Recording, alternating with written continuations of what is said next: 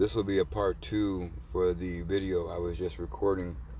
The one I'll post first is the first part, and this is the second part that, excuse me, it got cut off because my phone overheated.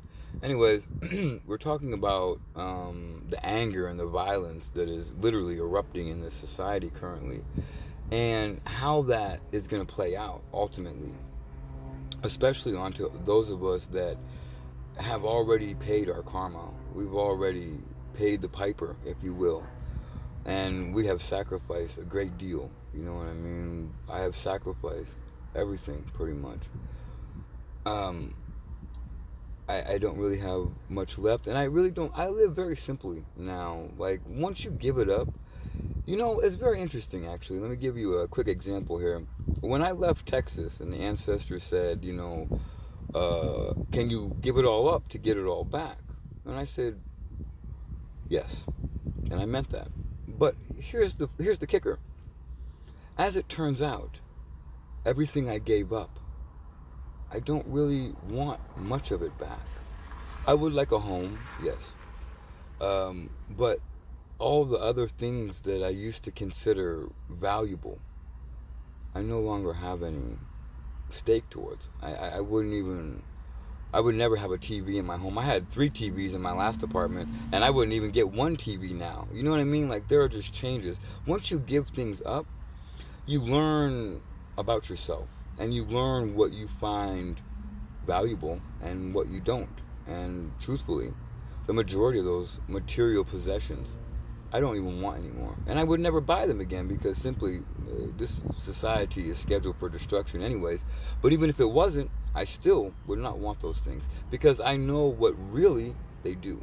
And although they may appear pretty, in reality, they are self-destruction and self-sabotage. And I'm aware of that. And so the motto is, once you know better, you do better. You understand? You lead by example. I do not allow others to dictate my behavior. Simply, I behave myself on how I feel on my accord, right? So the example I was talking about earlier was about the couple. I wanted to kind of give an explanation of how they are projecting their anger and aggression for each other onto me. Because I don't even know what the drama was. I mean, when you're dealing with drama people, they will make up drama. In their mind, they're the victim. So you might say something. Like, I had this one guy that we were kind of hanging out a little bit, and I would put stuff in his seat to get it off the floor. I mean, to me, that's common sense. Why would you want food and stuff on the floor of the car? Wouldn't you want it on the seat? Well, for him, because he's the victim, he considered that to be a personal attack, that I was doing that to antagonize him. And I'm saying to him, it was nothing personal. I thought that was common sense. I thought you would not want your food on the floor. But apparently, not everybody thinks that way. But you can see how, when you have that victim mindset, how something very innocent is perceived as threatening to them because they're the victim. So, and if you don't have that victim mentality, you're not even thinking on those lines. Like, I wasn't trying to personally attack him. I wouldn't really want to personally attack anybody. I just don't even. If we have to have a disagreement to that degree, then we just need to separate and go our separate ways, because I don't even want to waste the energy in trying to be vindictive. I'm just not this way. You understand? I lead by love, not by hate and fear. So I would not personally attack him. In fact, I cared about him. You know what I mean? Like, I didn't want to harm him. But he couldn't see it that way. And you couldn't tell him that because he was the victim. So when you have somebody that's the victim, and they're telling themselves in their mind, I mean, you got to understand, their perception is, and when you mix drugs with that, you've got a trifecta for an explosion that you definitely do not want to be around when that bomb goes off. I assure you of that. And I got away very quickly because I could see where this was going. I'm like, this brother thinks I'm attacking him when I'm not even thinking about attacking him. I'm just doing what I thought was, I wouldn't want my food on the floor of my car. I have roaches in my car, right? Why would I want your food on my floor? I wouldn't. So I thought you would put it on the seat, but no. Anyways, that's my point though. You see, when you have a victim mentality, anything that, somebody does, you're not necessarily going to know how that person is perceiving that. Because if you're not of a victim mentality, you're not perceiving it like I'm trying to attack you. You know what I mean? You're just like, hey, I'm just being friendly and helpful, you know what I mean, and keeping things clean and tidy. But in their mind, you're attacking them, and they're going to attack you back. And even though you don't even know why, you're just like, wait, where's this all coming from? Well, it's coming from their victim mentality, their perception, of course. And so what I'm finding is, with this couple, now she was mad at him. Obviously, if they've been together for 6 years, they've probably been cheating on each other on and off. You know what I mean? Like, the trauma is never ending, the lies are never ending. At that point, that type of a relationship is, I'm going to hurt you, you're going to hurt me. I'm going to hurt you, you're going to hurt me. We lie to each other, we steal from each other. You know what I mean? Like, it's not ride or die. It's, how can I hurt you today? That's what it is. It's just trauma. So when I realized that, it became directed at me, because I'm not participating in that. I don't believe in drama, and I certainly am not gonna fucking participate in relationship bullshit. You know what I mean? Like, hey, if you guys are meant to be together, then love each other, and if you can't, then separate. You know what I mean? It's very simple. But if you stay together and you keep on traumatizing each other, where is that ultimately gonna go? To the point when one of you loses your temper to such a degree that you kill each other, or it's a murder suicide? Who knows? And I don't want to find out. I really don't give a fuck. You understand? It's not my energy. So in a way it is, but for our purposes right now, it's theirs. Even though we are all the same cosmic creature, so at the end of the day, really it's mine too. But for our argument's sake and for our purposes right now, just understand that each of you has your own individual identity as your specific energy expression, as you are now. However, once we are reunited, we are all the same cosmic consciousness, right? Anyways, that is definitely an advanced esoteric concept that we're not even going to get into right now, because we're still working on the basics. And I'm not saying that in a condescending manner. I'm saying that in a truthful, direct manner, because the majority of you are not even ready to handle concepts like, there's no such thing as Jesus, it was all a lie to control you. You know what I mean? You're not ready for that. So if you can't even handle that, we're not even going to get into advanced esoterics, right? We're just going to keep it simple. And again, I'm not saying that to be ignorant. I'm saying that to be honest. You're just not ready for it. You understand? Hell, I wasn't. Trust me, people, it takes time.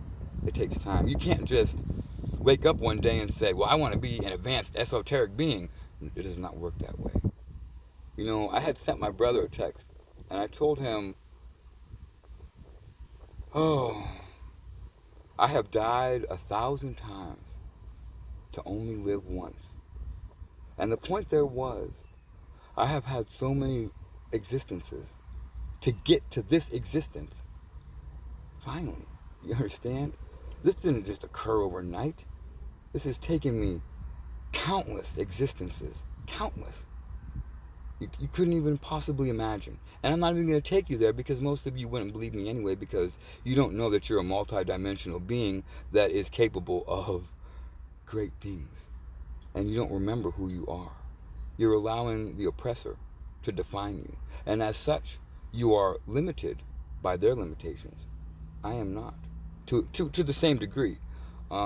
Because I know more of who I am.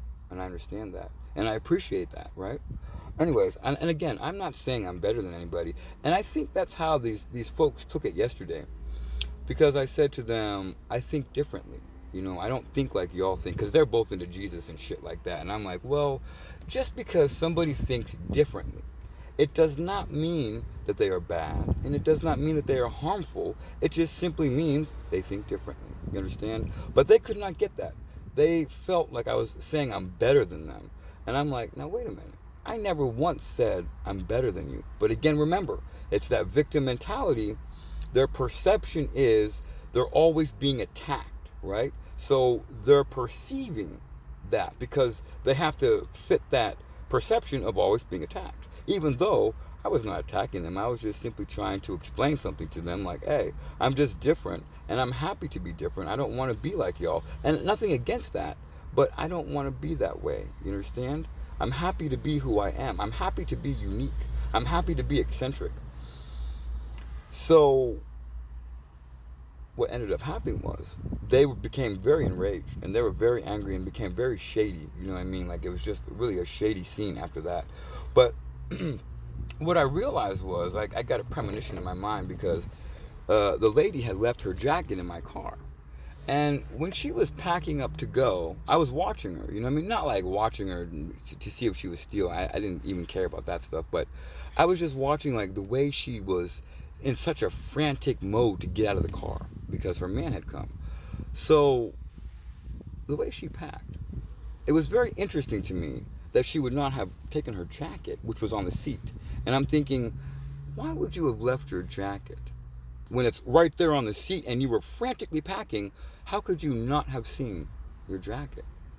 And then I got to thinking, oh my God, this is a setup. Because shortly after that, after we separated, her man calls me and says, hey, her jacket's in your car. I want you to bring it to me, to this place, to this secluded place where there's nothing. It's the projects, you know what I mean? And basically, it would have been me against all of them, unfortunately, because my mentality is different than theirs. And many of them are so lost that they would. And so what I'm saying is their projection of their anger that they have really for themselves, but ultimately it would have been projected onto me.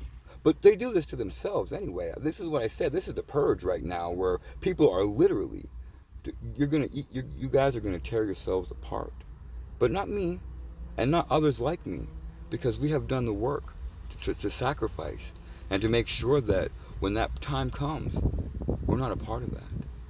We might not be able to leave yet, and we may have to watch you guys tear yourself apart, but we will not be subject to that. Only you will. Understand that. And so I refused to go because I'm like, this is a goddamn setup, and I'm not a goddamn fool. I'm 41 years old, and I didn't make it this far in life by being a fool and allowing myself to be set up, right?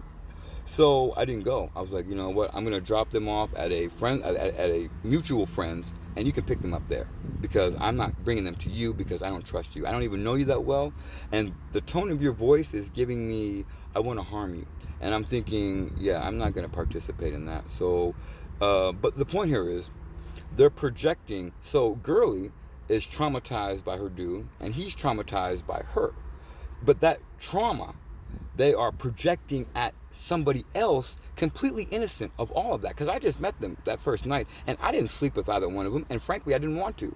But not that they were ugly, but I just was not interested like that, you know what I mean? So I had nothing to do with their trauma, right? Their 6 years or their past, whatever, all that regress trauma, it comes out. It has to come out. All the energy in you, my people, my entities, my angels, it comes out in one form or another. If you do not get it out in a healthy manner, it will come out in an unhealthy manner. And in this case, it will come out as a violence towards the innocent one that they think is attacking them, but really it's their perception, because they're unable to understand that, hey, you have a victim mentality right now, and so you perceive the world as beating on you, but in reality, you are beating on yourself. And you owe yourself the chance to forgive yourself and love yourself, honor yourself, before it's too late and you have to redo all of this. I'm telling you right now, people, you don't have to believe me. Everybody else thinks I'm crazy. I'm just a crazy nigga. That's fine, if that's what you want to believe. But understand, and I will admit, I am crazy, yes. But that does not mean that I'm not valid, and that does not mean that I'm wrong. It just simply means that you are not at a point where you can fully understand me. You understand? But that's not my lacking. That's yours. And I'm not saying I'm better than you. I'm just saying that I know, because again, if you have that victim mentality, it doesn't matter how I word this, you're going to perceive that I'm saying I'm better than you, just like those two yesterday. And I'm like, you guys, I am not better than you. I'm just different. That's all that I'm saying. And I am different. You know what I mean? Like, I believe in conflict resolution, you know, where if you have a conflict with your partner, and of course, you have to understand that you are two different individuals coming together in a unity. So, of course, you're going to have bumps in the road. Of course you're going to have conflict. how you deal with that conflict is going to determine the strength of your relationship and also the longevity of your relationship. And so, if you can resolve effectively, then that would mean you sit down, you have a discussion, you're not yelling at each other, you're not wanting to hurt each other by saying harmful things, you're not weaponizing their secrets, you're not weaponizing their personal activities, you're not doing any of those things. Because at the end of this conversation, you want to love your partner more than you did before going into the discussion. That is true conflict resolution. But this is not the point of humanity. Right now, well, actually, I call it non-humanity, but most of you are at the point where you want to traumatize each other until you can't, until you're dead, basically. Like, you'll just traumatize each other until you can no longer traumatize each other. And I'm like, I understand it because I used to be there. Trust me. My first, second, third, fourth, fifth, sixth, 10th, 12th relationships, they're all that way. We were just traumatizing each other. You know, one of us would hurt the other, and with that victim mentality, I had a victim mentality too. Don't get it twisted. Don't think that the concepts I'm coming at you with were not applicable to me. Of course they were. That's how I learned. You know what I mean? I learned from I'm my own best teacher. You understand that? I learned that I don't want to be a victim because I want to make things better. And so when you volunteer for a situation, then you go into it knowing this is my choice. And so whatever the results are going to be, it was ultimately my decision. And so no matter what, I have to accept and say, hey, you know what? I tried this. It maybe didn't work the way I wanted it to, but it was my decision. And so I accept all accountability for this. Consequences or rewards, it doesn't matter. You must accept accountability.